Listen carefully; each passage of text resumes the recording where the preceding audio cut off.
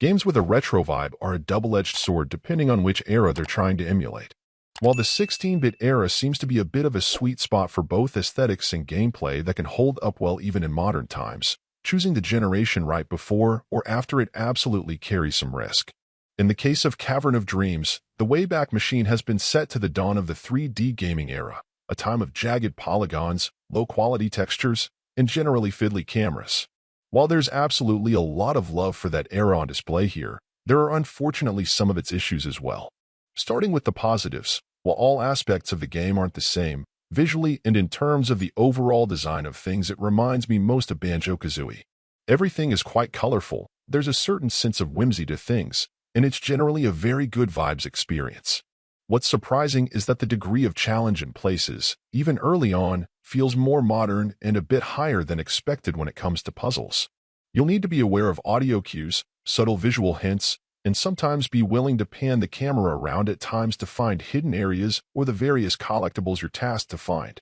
Moving to the negatives, as you'd expect for a game that chose to emulate this pretty specific era of gaming, there's a fair amount of John-keyness all around. While the overall look is absolutely authentic to that generation, there's no getting around the fact that sometimes it can be hard on the eyes and the lack of more granular detail can sometimes be confusing. In the same general vein, the camera isn't always helpful or cooperative, which is again tied to memories I'd rather have forgotten.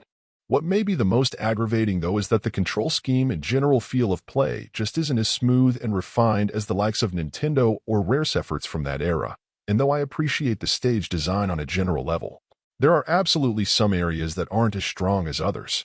Put it all together and you've got a mixed bag, but one that should absolutely have an audience. If you're someone who thoroughly loves the games of the early 90s and have nostalgia for their look and feel, Cavern of Dreams should pretty well feel like a contemporary of that age, even if not a flawless one.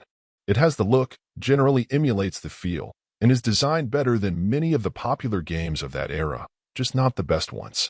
There is a terrific sensibility to the experience that's a positive, but it may be a few steps too far back for people who aren't enamored with that generation. And if you're interested in picking it up, it's currently available on the Switch eShop for $24.99. Thank you for taking the time to listen to this review. And if you'd like more information or ideas of indie games worth checking out on Switch, be sure to click on the link provided in the description. Until next time.